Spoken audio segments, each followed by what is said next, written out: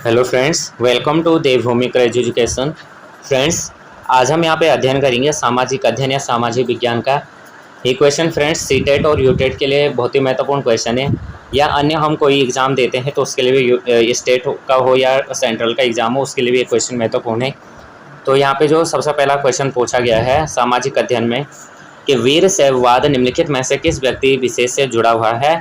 तो right answer हो जाएगा ऑप्शन नंबर 3, वसवना से, अलमा प्रभु से और अक महादेवी से। नेक्स्ट क्वेश्चन, निम्नलिखित सूची 1 को सूची 2 से सुमेलित यहाँ पे करना है। तो सूची 1 को सूची 2 से सुमेलित यहाँ पे राइट आंसर हो जाएगा हमारा ऑप्शन। यहाँ पे देखेंगे तो यहाँ पे दिया हुआ है वेलार भूमिहीन मजदूर, उणवार स्वतंत्र कृषक, अधिमयी बड़े भूस्वामी, गृहपति साधारण हलवाई। तो राइट आंसर हो जाएगा ऑप्शन नंबर 3। जो यहाँ पे वेलार है बड़े भूस्वामी, उणवार है साधारण हलवाई, अधिमयी है भूमिहीन मजदूर और गृहपति है ये हो जाएगा स्वतंत्र कृषक। नेक्स्ट क्वेश्चन, प्राचीन काल में सिल्क रूट शब्द संबंधित है। तो प्राचीन काल में सिल्क रूट संबंधित है तो राइट आंसर ऑप्शन नंबर 33 का 1। चीन से दूसरे देशों में रेशमी कपड़े को ले जाने वाला व्यापारियों का यात्रा मार्ग।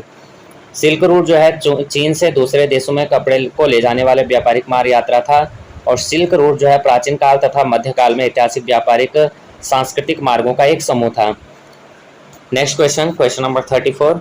12वीं शताब्दी के निम्नलिखित में से किस शिलालेख में रथकारों रथ निर्माताओं की स्थिति पर विचार किया गया है। क्वेश्चन नंबर 34 का राइट आंसर हो जाएगा उइया कोंडन उदयार। नेक्स्ट क्वेश्चन, अपनी पुस्तक स्त्री पुरुष तुलना में ताराबाई शिंदे ने आलोचना की। तो क्या आलोचना की। क्वेश्चन नंबर 35 का राइट आंसर है कि पुरुषों और महिलाओं के बीच सामाजिक अंतरों की। तो पुरुष जो यहाँ पे राइट आंसर हो जाएगा केवल ए। और बी में कह रहा है कि पुरुषों और महिलाओं के बीच प्राकृतिक अंतरों की। तो प्राकृतिक अंतरों की नहीं, यहाँ पे क्या गया है कि पुरुषों और महिलाओं के बीच सामाजिक अंतरों की। क्वेश्चन नंबर 36 यहाँ पे कर लेते हैं। अब इसके बारे में 35 का जो आंसर है इसको थोड़ा हम एक्सप्लेन कर लेते हैं। इसमें है अपनी पुस्तक स्त्री पुरुष तुलना में ताराबाई शिंदे ने पुरुषों और महिलाओं के बीच सामाजिक अंतरों की आलोचना की। ताराबाई शिंदे एक नारीवादी कार्यकर्ता थी जिसने 19वीं सदी के भारत में पितृसत्ता और जाति का विरोध किया था। वह अपने प्रकाशित काम स्त्री पुरुष तुलना महिलाओं और पुरुषों के बीच एक तुलना मूल रूप में 1882 ईस्वी में मराठी में प्रकाशित के लिए जानी जाती है। Next question, question number 36। निम्नलिखित में से किस ग्रंथ में पेरिय अलवार अंडाल तोंडर डिपोड़ी अलवार और नम्मालवार के गीतों का संकलन किया गया है। तो 36 का राइट आंसर हो जाएगा दिव्य प्रबंधनम। नेक्स्ट क्वेश्चन, निम्नलिखित में से कौन सा एक महाजनपद के शासकों द्वारा वसूल किया जाने वाला नियमित कर नहीं है। तो नियमित कर नहीं है ऑप्शन नंबर 4, परिवार पर कर। परिवार पर कर जो है महाजनपद के शासकों द्वारा वसूल किया जाने वाला नियमित कर नहीं है। अब इसमें थोड़ा देख लेते हैं। इस समय जो है फसलों पर लगाया कर सबसे अधिक महत्वपूर्ण था। 1/6 हिस्सा जो है निर्धारण के रूप में लिया जाता था। कारीगरों के ऊपर भी कर लगाए गए जो प्रायः श्रम के रूप में चुकाए जाते थे। और पशुपालकों, व्यापारियों तथा आखेटकों पर भी कर अध्यारोपित किए गए थे। क्वेश्चन नंबर 38 कर लेते हैं। जनजातियों पर औपनिवेशिक शासन के प्रभाव के बारे में निम्न में से कथनों को पढ़े तथा सही विकल्प का चयन कीजिए। तो क्वेश्चन नंबर 38 का राइट आंसर हो जाएगा ए बी, दोनों सही हैं। आरक्षित वन निजी अधिकार या विशेषाधिकार या तो पूरी तरह से प्रबंधित थे या उनमें केवल कड़ी शर्तों के अंतर्गत अनुमति दी गई थी। बी कह रहा है कि सुरक्षित वन जहां सरकार के स्थानीय आबादी या निजी व्यक्तियों के कुछ अधिकारों का प्रयोग करने की अनुमति दी। तो राइट आंसर हो जाएगा ऑप्शन नंबर ए, 2। ए और बी दोनों सही है। क्वेश्चन नंबर 39 है। निम्नलिखित में से कौन सा नारा श्री नारायण गुरु द्वारा दिया गया है। तो क्वेश्चन नंबर 39 का राइट आंसर है मानवता की एक जाति, एक धर्म, एक ईश्वर। Question number 40। निम्नलिखित में से स्वाभिमान आंदोलन किसने शुरू किया था। तो क्वेश्चन नंबर 40 का राइट आंसर हो जाएगा ऑप्शन नंबर 1, ईवी रामास्वामी पेरियार ने। तो ईवी रामास्वामी पेरियार ने स्वाभिमान आंदोलन जो है प्रारंभ किया था और इस आंदोलन की शुरुआत 1925 में की गई थी। और इस आंदोलन का जो उद्देश्य था वो था धर्म, जाति, पुरोहितवाद के विरुद्ध समाज में लोक चेतना को लाना था। क्वेश्चन नंबर 41, नीचे दिए गए ABCD को पढ़िए और सही विकल्प का चयन कीजिए। तो 41 का हम राइट आंसर ले लेंगे, ऑप्शन नंबर 3 A और C सही है। 19वीं शताब्दी में नए शहरों में मजदूरी की मांग बढ़ी। हालांकि नए स्थानों पर काम की दशाएं कठोर थी, परंतु यह निचली जातियों के लोग सवर्ण जमींदारों द्वारा उनके जीवन पर दमनकारी कब्जे से छूट निकलने का एक अवसर था। क्वेश्चन नंबर 42 कर लेते हैं। निम्नलिखित में से कौन सा एक नेता लोकप्रिय छवि कृष्ण के सारथी के रूप में चित्रण में अंग्रेजों के विरुद्ध युद्ध में अन्य राष्ट्रवादी नेताओं का मार्गदर्शन कर रहा था? तो 42 का राइट आंसर है ऑप्शन नंबर 3 मोहनदास करमचंद गांधी। 43 यहाँ पर थोड़ा इसके बारे में देख लेते हैं। मोहनदास करमचंद गांधी को कृष्ण के सारथी की छवि के रूप में चित्रित किया गया था। मोहनदास करमचंद गांधी, जिन्हें महात्मा गांधी के नाम से भी जाना जाता है, भारत एवं भारतीय स्वतंत्रता आंदोलन के एक प्रमुख राजनीतिक एवं आध्यात्मिक नेता थे। महात्मा गांधी जी का जन्म जो हुआ था 2 अक्टूबर 1869 को हुआ था। 43 निम्नलिखित कथनों को पढ़िए, A और B को। तो यहाँ पर राइट आंसर हो जाएगा ऑप्शन नंबर 4, A सही है, B गलत है। औरंगजेब ने कंपनी को शुल्क मुक्त व्यापार करने का अधिकार देते हुए एक फरमान जारी किया। कंपनी अधिक रियायतें नहीं चाहती थी और मौजूदा विशेषाधिकारों में हेरफेर की कोशिश नहीं करना चाहती थी। तो यहाँ पे इसके बारे में देख लेते हैं। औरंगजेब ने बंगाल में कंपनी को शुल्क मुक्त व्यापार करने का अधिकार देने के लिए फरमान जारी किया था और इस फरमान के अंतर्गत अंग्रेजों से उनके व्यापार का कुछ हिस्सा शुल्क के रूप में वसूला जाता था, लेकिन कंपनी इससे संतुष्ट नहीं थी और वह शुल्क नहीं देना चाहती थी तथा अधिक से अधिक रियायत चाहती थी और इसके लिए वह मौजूदा विशेषाधिकारों में फेरी फेरी करने से भी बाज नहीं आई थी। क्वेश्चन नंबर 42, निम्नलिखित में से कौन सा कथन जो है भारतीय संविधान की विशेषताओं के बारे में सही है, इसका प्रारूपण हुआ? तो 44 का यहाँ पे राइट आंसर है ऑप्शन नंबर 2, B और C। इसमें सभी नागरिकों को कानून की नज़र में समान माना गया है और इसमें समाज के निर्धन और सबसे वंचित तबकों के लिए विशेष सुविधाओं की व्यवस्था की गई थी। क्वेश्चन नंबर 45 कर लेते हैं। सौर मंडल के संदर्भ में कौन सा कथन सही है? तो 45 का राइट आंसर यहाँ पे देंगे। तो 45 का राइट आंसर ऑप्शन नंबर 2 सूर्य 8 ग्रह, उपग्रह, क्षुद्र ग्रह और उल्का पिंड सौर परिवार बनाते हैं।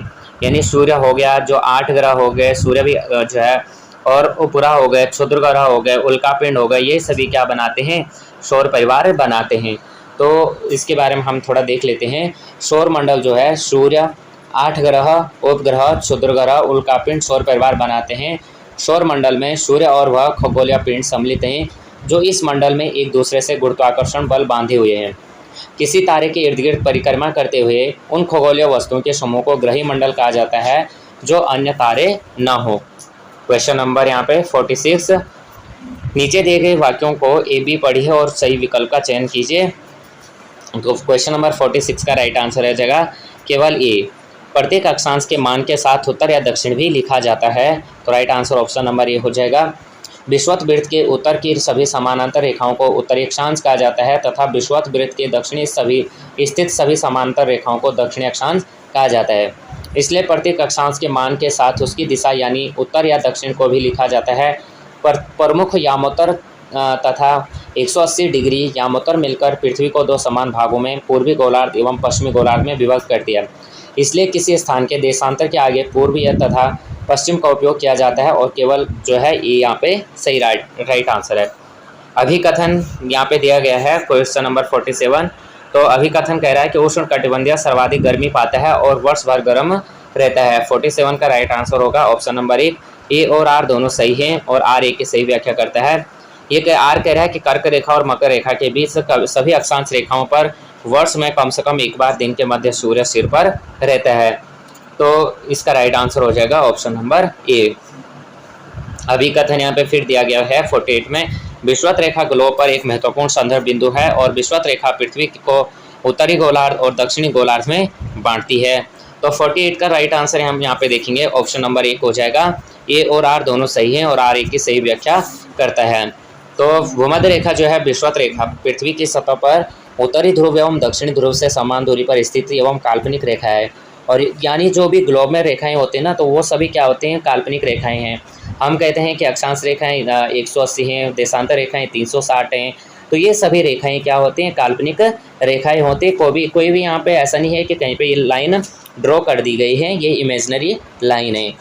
तो काल्पनिक यह पृथ्वी को उत्तर और दक्षिणी गोलार्ध में विभाजित करती है और दूसरे शब्दों में पृथ्वी के केंद्र से सर्वाधिक दूरस्थ भूमध्य रेखीय उभार पर स्थित बिंदुओं को मिलाते हुए ग्लोब पर पश्चिम से पूर्व की ओर खींची गई काल्पनिक रेखा को भूमध्य या विषुवत रेखा कहते हैं। नेक्स्ट क्वेश्चन, यदि भूकंप आता है तो पृथ्वी की सतह पर कंपन होता है और भूकंपी तरंगें दूर सभी दिशाओं में जाते हैं। निम्न विकल्पों में से कौन सा विकल्प भूकंप को समझने में सहायक है? तो 41 का राइट आंसर है ऑप्शन नंबर 1, उद्गम केंद्र भूकंप लेखी प्लेट सीमा। तो भूकंप के उत्पन्न होने का प्रारंभिक बिंदु उद्गम केंद्र या हाइपोसेंटर कहलाता है। भूकंप का जो प्रारंभिक केंद्र है वो क्या कहलाता है? भूकंप के उद्गम केंद्र कहलाता है या हाइपोसेंटर कहलाता है। और शब्द ऊपरी केंद्र का अर्थ है कि भूमि के स्तर पर ठीक इसके ऊपर का बिंदु। भूकंप लेखी भूगति के एक घटक को प्रत्यक्ष अप्रत्यक्ष विधि से अधिक यथार्थपूर्वक अभिलिखित करने वाला उपकरण है। एक प्लेट सीमा एक त्रिआयामी सतह या क्षेत्र है जिसके पार आसन लिथोस्फोरिक प्लेट के सापेक्ष एक लिथोस्फोरिक प्लेट की गति के वेग, गति या दिशा में महत्वपूर्ण परिवर्तन होता है। क्वेश्चन नंबर 50 अभिकथन यहाँ पे दिया गया है और कारण दिया गया है। तो सजीव और उनके चारों ओर वातावरण का परस्पर संबंध पारिस्थितिक तंत्र का निर्माण करता है। और आर कह रहा है कि सभी पौधे, पशु और मनुष्य अपने चारों ओर के वातावरण पर निर्भर हैं। तो 50 का राइट आंसर होगा यहाँ पे ऑप्शन नंबर 2। ए और आर दोनों सही सत्य हैं, परंतु आर ए की जो है सही व्याख्या नहीं करता है। जीवों के जो है पारस्परिक तथा वातावरण के साथ जो है उनके संबंधों के वैज्ञानिक अध्ययन को पारिस्थितिकी कहते हैं तथा सजीव और उनके चारों ओर के वातावरण का परस्पर संबंध पारिस्थितिक तंत्र का निर्माण करता है। यह भी सत्य है कि सभी पौधे, पशु और मनुष्य अपने चारों ओर के वातावरण पर निर्भर हैं, किंतु यह अभिकथन जो है सत्य नहीं है, क्योंकि सजीव और उनके चारों ओर वातावरण का परस्पर संबंध पारिस्थितिक तंत्र का निर्माण करता है और सभी पौधे, पशु और मनुष्य अपने चारों ओर के वातावरण पर निर्भर हैं। तो राइट आंसर ऑप्शन नंबर 2 हो जाएगा। 51 कर लेते हैं, पर्यावरण के क्षेत्रों का सही मिलान करके उदाहरण के साथ करें और उनके विकल्प चुनें। तो 51 का राइट आंसर यहाँ पे हमें देखना है स्थल मंडल। तो यहाँ पे देख लेते हैं स्थल मंडल में क्या क्या चीज़ें पाई जाते हैं। वायुमंडल में क्या पाया जाएगा, जैवमंडल में क्या होगा और जलमंडल में क्या होगा। तो 51 का हम सबसे पहले देख लेते हैं स्थल मंडल में। स्थल मंडल में हमें क्या क्या चीज़ें देखने को मिलेंगे, धातु और चट्टान। तो ऑप्शन नंबर यहाँ पे आ जाएगा 3। फिर आएगा यहाँ पे वायुमंडल। वायुमंडल में होगा वायु, हवा की विभिन्न गैसों से निर्मित रह। जैवमंडल में होगा पौधे, जीव। और जलमंडल में होगा जल समूह जैसे नदियाँ, झील, समुद्र। तो राइट आंसर हो जाएगा ऑप्शन नंबर 3। नेक्स्ट क्वेश्चन कर लेते हैं, क्वेश्चन नंबर 52। निम्नलिखित में से कौन सी वायु में मौजूद गैसों में से ग्रीन हाउस गैस है? तो 52 का राइट आंसर हो जाएगा कार्बन डाइऑक्साइड। तो ग्रीन हाउस गैसें ग्रह के वातावरण या जलवायु में परिवर्तन और अंततः भूमंडलीय ऊष्मीकरण के लिए उत्तरदायी होती है। इनमें सबसे ज़्यादा उत्सर्जन carbon dioxide, nitrous oxide, methane, chlorofluorocarbon, वाष्प, ओजोन आदि करती हैं। क्वेश्चन नंबर 53, वायु विभिन्न गैसों का सम्मिश्रण है। वायु के विषय में कौन सा कथन सही कथन का चुनाव कीजिए। तो यहाँ पे जो है यहाँ पे हमें सही राइट आंसर बताना है। तो ऑप्शन नंबर 3 है, बी और डी सत्य हैं और ए और सी असत्य है। तो बी और डी जो है, बी हरे पौधे ऑक्सीजन छोड़ते हैं, तो ये तो सभी जानते हैं, और छोटे छोटे धूलिकण वायु में मौजूद होते हैं। तो राइट आंसर ऑप्शन नंबर 3। शहरों में गाँवों की अपेक्षा अधिक तापमान रहता है, सही विकल्प का चयन कीजिए। तो 54 का हमें यहाँ पे राइट आंसर बताना है। शहरों में जो है गाँव की अपेक्षा अधिक तापमान रहने के कारण है वो हमें यहाँ पे बताना है। तो 54 का राइट आंसर है option number A B C. Concrete और धातु निर्मित भवन दिन में गर्म हो जाते हैं, ऐसा फेल्ट निर्मित सड़कें गर्म हो जाते हैं और भीड़ वाले उच्च भवन गर्म हवा को रोक लेते हैं। नेक्स्ट क्वेश्चन, खनिजों को उनके प्रकार से सम्मिलित करना है यहाँ पे। तो 55 का यहाँ पे हमें राइट आंसर बताना है। ऑप्शन नंबर यहाँ पे देखेंगे कौन सा यहाँ पे सही है, सुटेबल बैठ रहा है। लौह खनिज। तो लौह खनिज किससे संबंधित हो जाएगा? तो ये हो जाएगा मैग्नीज, ऑप्शन नंबर 4। फिर है जीवाश्म ईंधन। जीवाश्म ईंधन हो जाएगा कोयला, जीवाश्म ईंधन हो जाएगा कोयला।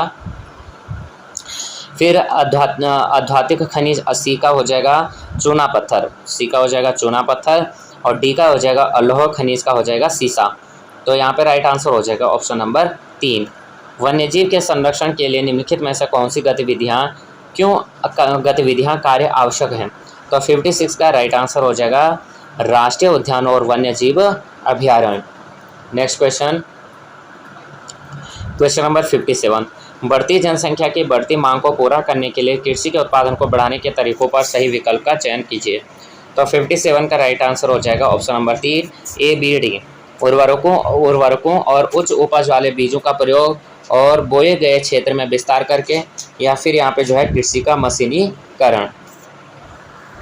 क्वेश्चन नंबर 58, निम्नलिखित में से कौन सा पूर्वाग्रह की संकल्पना को समझाने के लिए उपयुक्त उदाहरण होगा? तो 58 का राइट आंसर हो जाएगा ऑप्शन नंबर 4 जो बी और डी। कौन कौन से लोग अन्य लोगों की नकारात्मक रूप से देख रहे हैं और श्रेष्ठता एवं हीनता की भावना। Right answer option number B. 59, निम्नलिखित में से कौन सा कारक क्षेत्र की विविधता पर असर प्रभाव डालते हैं? तो 59 का राइट आंसर हो जाएगा ऑप्शन नंबर 4 ए और सी। नेक्स्ट क्वेश्चन, राज्य सरकार का कार्यकारी प्रमुख कौन होता है? तो राज्य सरकार का कार्यकारी प्रमुख कौन होता है? वो होता है राज्यपाल। तो राज्यपाल जो है राज्य सरकार का कार्यकारी प्रमुख होता है। यह मंत्री परिषद की सलाह के अनुसार कार्य करता है। कुछ मामलों में जो है राज्यपाल को विवेकाधिकार प्रदान किया गया है। ऐसे मामलों में वह मंत्री परिषद की सलाह के बिना भी कार्य करते हैं।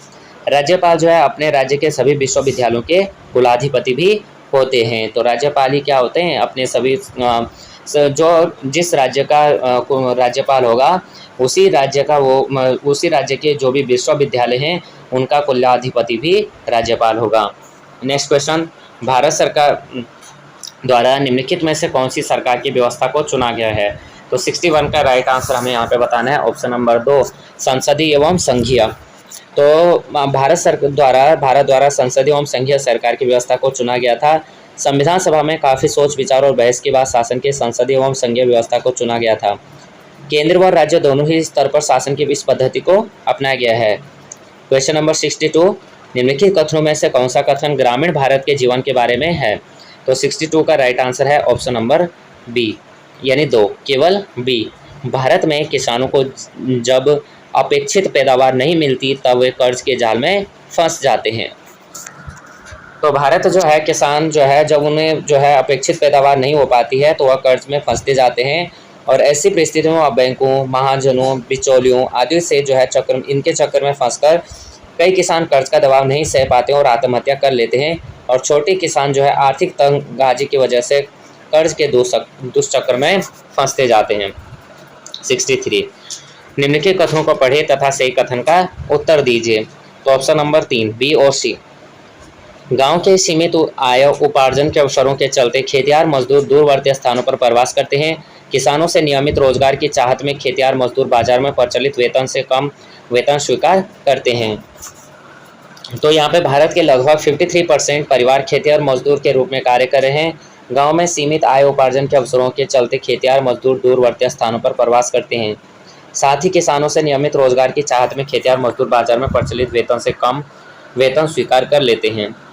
किसी देश में प्रजातंत्र की मजबूती के लिए आवश्यक है, तो क्या है आवश्यक ये हमें बताना है। तो ऑप्शन नंबर 2 नियमित रूप से चुनाव का आयोजन, निर्णय प्रक्रिया में जनता की भागीदारी और जागरूक जनमत। तो यहाँ पे राइट आंसर हो जाएगा ऑप्शन नंबर 2। नेक्स्ट क्वेश्चन 65, एक पुस्तक में स्त्रियों के चित्र गृहिणियों एवं घरेलू सहायिकाओं मेड के रूप में है तथा पुरुषों के चित्र अभियंताओं एवं पायलटों के रूप में। इस तरह का चित्रण संभावनीय रूप से बढ़ावा देगा। तो 65 का राइट आंसर हो जाएगा ऑप्शन नंबर 3 जेंडर रूढ़िबद्ध धारणा बनाना। नेक्स्ट क्वेश्चन 66, निम्नलिखित कथनों और को पढ़िए। सभी लोकतांत्रिक देशों में उम्मीद की जाती है कि उनके पास संविधान अवश्य होगा और ये आवश्यक नहीं है कि जिन देशों के पास अपने संविधान होते हैं वे सभी लोकतांत्रिक देश ही होंगे। तो 66 का राइट आंसर हो जाएगा ऑप्शन नंबर 1 ए और आर दोनों सही हैं। अब इसमें थोड़ा देख लेते हैं। आमतौर पर सभी लोकतांत्रिक देशों से उम्मीद की जाती है कि उनके पास संविधान अवश्य होगा, लेकिन इसका मतलब यह नहीं है कि जिन देशों के पास अपना संविधान है वे सभी लोकतांत्रिक देश हैं। संविधान कई उद्देश्यों की पूर्ति करता है। तो 67 देख लेते हैं। भारत के संविधान द्वारा भारत का वर्णन करने के लिए कौन से शब्द का उपयोग किया गया है? तो 67 का राइट आंसर हो जाएगा राज्यों का संघ। भारत के संविधान द्वारा भारत का वर्णन करने के लिए राज्यों के संघ शब्द का उपयोग किया गया है। संविधान के प्रथम अनुच्छेद में कहा गया है कि भारत जो है राज्यों का एक संघ होगा और यह व्यवस्था दो बातों को स्पष्ट करती है कि एक देश का नाम और दूसरी राज पद्धति का प्रकार। क्वेश्चन नंबर 68, निष्पक्ष सुनवाई में न्यायाधीश की क्या भूमिका होती है? तो निष्पक्ष सुनवाई में न्यायाधीश की भूमिका होती है, देख लेते हैं। न्यायाधीश प्रस्तुत प्रमाणों और कानून के अनुसार तय करते हैं कि आरोपी निर्दोष है और न्यायाधीश निष्पक्ष भाव से और खुली अदालत में मुकदमा का संचालन करते हैं। तो right answer option number 4। Next question, शोषण से मुक्ति के अधिकार का अर्थ है कि किसी को भी कम मेहनताना पर काम करने का और बंधुआ मजदूर के तौर पर काम करने के लिए मजबूर नहीं किया जा सकता। अधिकतर सामाजिक न्याय संबंधों कानूनों का जन्म भारतीय संविधान में दिए गए मौलिक अधिकारों से हुआ है। तो 69 का राइट आंसर ऑप्शन नंबर 1 हो जाएगा। ए और आर दोनों सही है और आर जो है ए की सही व्याख्या करता है। भोपाल गैस त्रासदी के उदाहरण को लेकर की जाने वाली चर्चा में निम्न में से कौन से मुद्दों के स्थान पाने की ज़्यादा संभावना है? तो 70 का यहाँ पर राइट आंसर हो जाएगा ऑप्शन नंबर 3 ACD। निम्न स्तरीय सुरक्षा उपाय और उद्योगों में लागत में कटौती और मजदूरों को मुआवजा। तो भोपाल गैस त्रासदी के संबंध में जो है चर्चा का स्तर जो है मुआवजा प्रदान करने, कटौती तथा मजदूरों को मुआवजा और मुद्दे शामिल किए गए हैं। 2-3 दिसंबर 1984 की रात भोपाल में यूनियन कार्बाइड कंपनी के प्लांट से मिथाइल आइसोसाइनेट गैस के रिसाव होने के कारण हजारों लोग की मौत हो गई तथा लाखों लोग इससे प्रभावित हुए। तो अगर ये भी क्वेश्चन पूछा जा सकता है कि भोपाल गैस त्रासदी कब घटित हुई थी, तो ये हुई थी 2-3 दिसंबर 1984 को। और कौन सा gas? Methyl isocyanate. Next question कर लेते हैं, क्वेश्चन नंबर 71। निम्नलिखित कथनों में से कौन सा कथन सामाजिक विज्ञान के अध्ययन के बारे में अति उपयुक्त है? क्वेश्चन नंबर 3 जो 71 का राइट आंसर है ऑप्शन नंबर 3। विचार, रहन सहन और सांस्कृतिक प्रथाओं के अंतरों की भिन्नताओं का सम्मान करना सीखने के लिए, अतीत के संबंध में गर्व और विषाद की भावना पैदा करने के लिए और समाज के एक सक्रिय, उत्तरदायी और चिंतनशील रिफ्लेक्टिव सदस्य के रूप में विकसित होने के लिए। 72 कर लेते हैं, निम्नलिखित कथनों को पढ़िए। तो यहाँ पे अब कथन दिया गया, असामाजिक विज्ञान में उपयोगितावाद के लोकाचार में समतावाद के लोकाचारों की तरफ स्थानांतरित होना अति आवश्यक है। सामाजिक विज्ञान परंपरागत तौर पर विकासात्मक समस्याओं पर केंद्रित है जो कि महत्वपूर्ण है, परंतु समानता, न्याय और गरिमा से जुड़ी समस्याओं को समझने के लिए पर्याप्त नहीं है। 72 का यहाँ पे जो राइट आंसर हमें बताना है 72 हो जाएगा ऑप्शन नंबर 1। ए और आर दोनों सही हैं, आर ए की जो है सही व्याख्या करता है। 73, सामाजिक विज्ञान की एक शिक्षिका बाजार थीम पर एक पाठ योजना बनाना चाहती है। निम्न में से कौन से उप संपत्तियों की उसकी पाठ योजना का हिस्सा बनने की सबसे अधिक संभावना है? तो 73 का राइट आंसर हो जाएगा option number 3 A, B, C और E। यहाँ पे दिया गया है बाजार के प्रकार हो गया, फिर हो गया बाजारों की श्रृंखला, फिर हो गया असमान अवसर, फिर हो गया बाजार में मोल तोल करना। क्वेश्चन नंबर 74, सामाजिक विज्ञान के कक्षा के संदर्भ में निम्न कथनों को पढ़िए। तो 74 का राइट आंसर हो जाएगा ऑप्शन नंबर 3 ए और सी सही है। बच्चे बाहरी विश्व के तापमान अनुभव कक्षा में लाते हैं, यथार्थ को दर्शाया जाता है, साथ ही यह विश्लेषित किया जाता है कि हम आदर्श की ओर कैसे बढ़ सकते हैं। क्वेश्चन नंबर 75, सामाजिक विज्ञान के शिक्षक होने के नाते आप अपनी कक्षा में जेंडर आधारित रूढ़िबद्ध धारणाओं को समाप्त करने हेतु कौन सा उपाय करेंगे? तो कौन सा उपाय हम करेंगे? यहाँ पे 75 का राइट आंसर हो जाएगा। तो राइट आंसर है यहाँ पे ऑप्शन नंबर 1। छात्र एवं छात्राओं को एक सीट पर बैठाना तथा इस व्यवस्था को साप्ताहिक आधार पर संचालित रोटेट करना तथा छात्रों को एक दूसरे से परिचित होने के अवसर देना। कक्षा में जेंडर तटस्थ, जेंडर नेचुरल गतिविधियों को आयोजित करना और कक्षा में स्वच्छता बनाए रखने की जिम्मेदारी समान रूप से छात्र एवं छात्राओं को बांटना। क्वेश्चन नंबर 76, विभिन्न विषयों जिनमें सामाजिक विज्ञान भी शामिल है में पाठ्य योजना बनाते हुए 5E मॉडल काफ़ी प्रचलित हैं। इसके मॉडल के अनुसार शिक्षक पढ़ाने हेतु आरंभ में कौन से चरण का उपयोग करेगा? तो 76 का राइट आंसर हमें यहाँ पे बताना है, ये हो जाएगा ऑप्शन नंबर 3 वाद विवाद दल, वाद विवाद दल, तैराकी दल जैसे स्कूल के दलों में चुने जाने को के अनेक अनुभव के बारे में सोचने को कहना। 78 कक्षा में सामाजिक विज्ञान की पाठ्य पुस्तकों के उपयोग से संबंधित निम्नलिखित कथनों पर विचार कीजिए। तो 78 का राइट आंसर हमें यहाँ पे बताना है। 78 का राइट आंसर है ऑप्शन नंबर 78 का राइट आंसर हो जाएगा option number 4, A B D सही है, बी डी सही है। ये है बी डी। अधिगमकर्ताओं को पाठ्यपुस्तकों से परे जाकर तथा अन्य विभिन्न स्रोतों से पढ़ने के लिए प्रोत्साहित करना चाहिए। और डी कह रहा है शिक्षकों को विद्यार्थियों को पाठ्य पुस्तकों में दी गई सूचना की जानकारी की अपने स्वयं के अवलोकन के साथ जोड़ने के लिए सबल बनाना चाहिए। Next question, question number 79।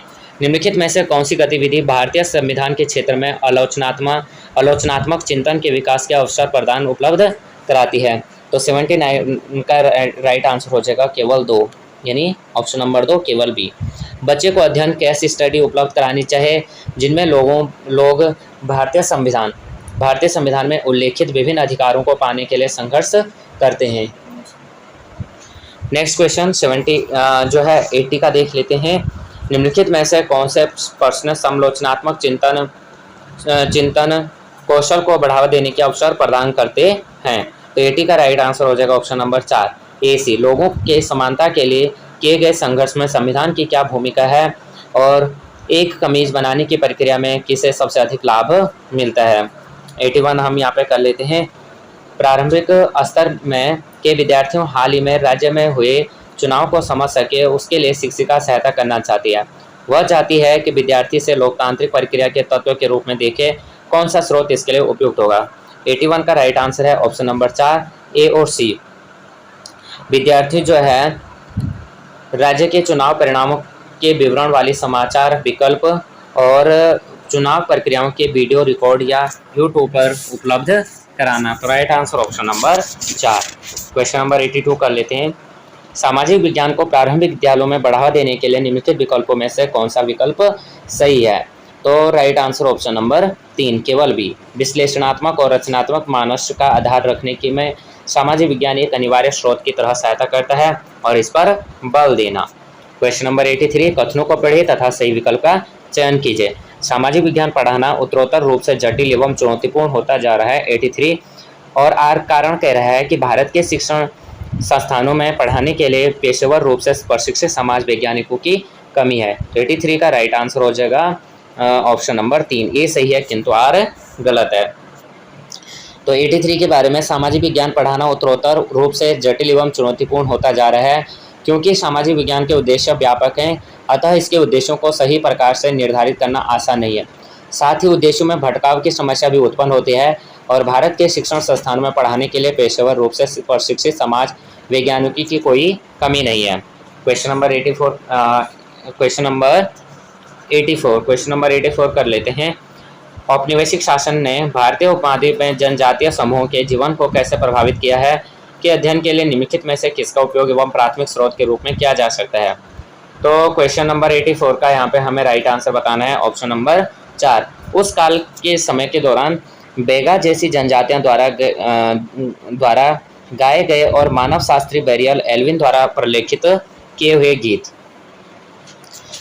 अगला क्वेश्चन है 85। यदि एक विद्यार्थी एक जिले की जनसांख्यिकी विशेषताओं को समझने के लिए एक परियोजना विकसित करने का प्रस्ताव रखता है तो 85 का राइट आंसर है ऑप्शन नंबर 2, भारत की जनगणना से आंकड़े।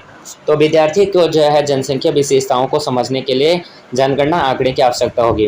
अब भारत की जो है पहली संपूर्ण जनगणना 1881 ईस्वी में हुई थी और वर्ष 1949 के बाद से यह भारत सरकार के गृह मंत्रालय के अधीन भारत के महारजिस्ट्रार तथा जनगणना आयुक्त द्वारा कराई जाती है। 1951 के बाद की सभी जनगणनाएं 1948 की जनगणनाएं अधिनियम के अंतर्गत कराई गई और अंतिम जनगणना वर्ष 2011 में कराई गई थी। 86 हम देख लेते हैं।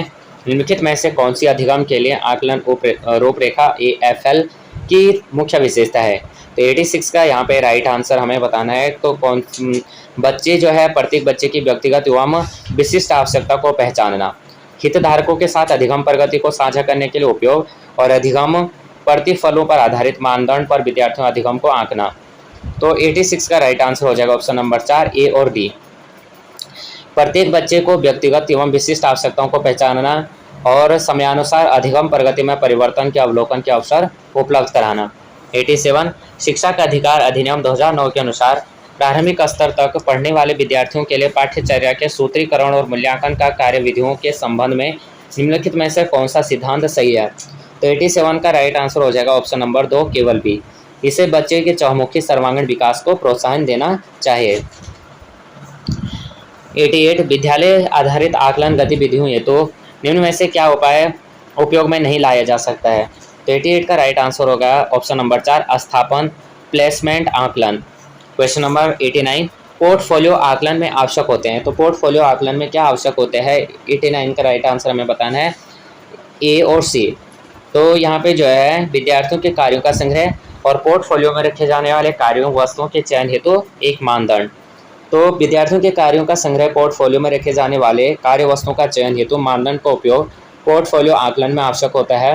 पोर्टफोलियो जो होता है मूल्यांकन में विभिन्न ज्ञात विशिष्ट अनुदेशन उद्देश्यों को प्राप्त करने के लिए छात्र के द्वारा किए गए व्यवस्थित कार्यों का एक संग्रह है। 90 यहाँ पे जो है, अब इस लास्ट क्वेश्चन देख लेते हैं। ये जो है इस सामाजिक अध्ययन का लास्ट क्वेश्चन है, इसको देख लेते हैं। निम्नलिखित प्रश्नों में से कौन सा अधिगमकर्ताओं का अनुप्रयोग कौशल का आकलन करता है। तो 90 का राइट आंसर हो जाएगा ऑप्शन नंबर 3 डी और ई। साक्षरता क्या है, राष्ट्रीय साक्षरता दर से अधिक दर वाले 5 राज्यों की सूची बनाई और निजी स्वास्थ्य सुविधाओं के कई मायने हो सकते हैं, अपने क्षेत्र के कुछ उदाहरण की सहायता स्पष्ट कीजिए। तो राइट आंसर हमारा हो जाएगा ऑप्शन नंबर 3।